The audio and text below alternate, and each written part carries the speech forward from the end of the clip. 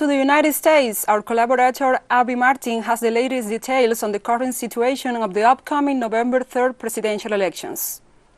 This is Abby Martin with your weekly election update for TeleSUR English.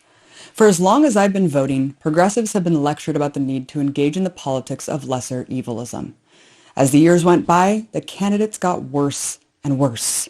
Where now, in 2020, we are faced with the choice between two of the oldest nominees in U.S. history, Joe Biden, objectively a center-right political insider, and Donald Trump, a far-right extremist and reality star extraordinaire. The last 4 years have been surreal and incredibly dystopian, but this year takes the cake as one of the craziest. Let's just zoom in on the last month in election news.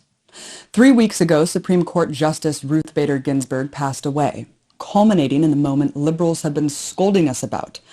See, for 2 decades or so, a gun has been pointed to the heads of progressives, telling us that this election, like every election, will come down to a woman's right to choose.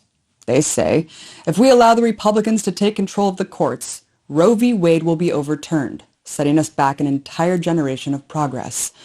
And in fact, that very scenario is unfolding right before our eyes, with Amy Coney Barrett, an anti-choice religious cultist, being pushed through by Trump right before the election.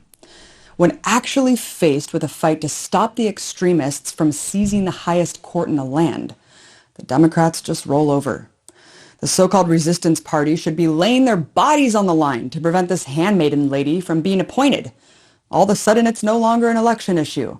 Instead of using their leverage, like, trying to shut down the government or promising to pack the court, Democrats have simply given up and are just hoping for the best.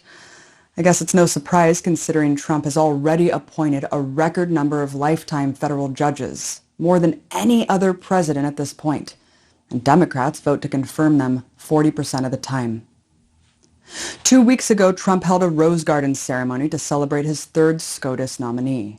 And in the throngs of a global pandemic, sat people like sardines on top of each other, barely any wearing masks.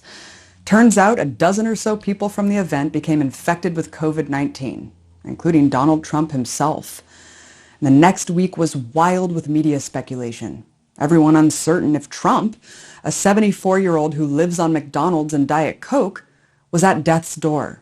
He served a brief stint in the hospital before making a cinematic return to the White House, visibly gasping for air like a goldfish out of a bowl. But don't you dare wish him ill. Only thoughts and prayers, please, for a speedy recovery for the cartoon authoritarian at the helm of U.S. empire. The same person who wishes harm on his political enemies and threatens constant violence on the left with every utterance deserves nothing but our respect, guys. After the Democrats prayed him back to good health, he took to Twitter to downplay the virus and brag about his top-tier medical treatment, while tens of millions of Americans live in fear of getting sick because they have no health insurance. The election has now reached peak absurdity, with Trump running on the idea that he is immune to COVID-19, that it's nothing to worry about, that his catastrophic inaction is justified. You would think it would be a cakewalk to run against this man. All Biden needs to do is put a plan in effect to deal with the pandemic and give some semblance of relief to everyone suffering economically. But Biden is such a terrible candidate that his victory is far from certain. His entire campaign has been that he's not Trump, touting support from conservatives while slamming Bernie's base at every turn. The first debate between them was a hot mess, too, with Trump dominating every second with an endless string of lies, while Biden stammered his way through, trying to make a point. He couldn't even combat Trump's non-answer on the horrendous handling of the pandemic or the issue of election integrity.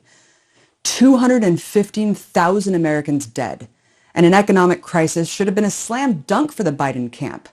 And now, still plagued with a highly infectious disease, Trump is refusing to debate unless he can infect Joe Biden in person. So as of now, the next debate is canceled. Polls are neck and neck in battleground states, but things could still take a dramatic turn as COVID continues to ravage the White House and the president.